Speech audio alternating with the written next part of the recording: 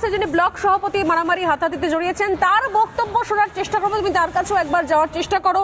এর পাশাপাশি রানীনগরের খবরের দিকে নজর রাখছি। রানীনগরের লোচনপুরে সিপিএম এজেন্টকে মারধরের অভিযোগ উঠল। মারধরের অভিযোগ তৃণমূল কংগ্রেসের বিরুদ্ধে। ভয় কলাবাগানে আশ্রয় নিয়েছেন সিপিএম এজেন্ট। কলাবাগান থেকে এই মুহূর্তে visual, first on exclusive visual, কলাবাগানে লুকিয়ে রয়েছে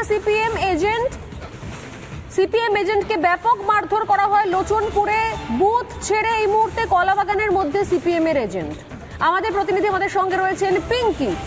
কি অবস্থা, কি এমন ঘটেছে কলাবাগানের মধ্যে আশ্রয় নিয়েছেন সিপিএম এর এজেন্ট?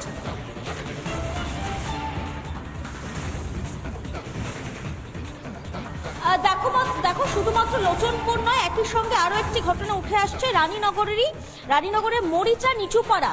সেখানেও দেখা গিয়েছে বামেদের যে এজেন্ট, সেই এজেন্ট কিন্তু মূলত দাঁড়িয়ে রয়েছে কলাবাগান এবং বিভিন্ন যে আম বাগান রয়েছে সেই বাগানে গিয়ে তারা যতটা লুকিয়ে রয়েছে এমন কিন্তু ছবি এই মুহূর্তে এসে পৌঁছচ্ছে।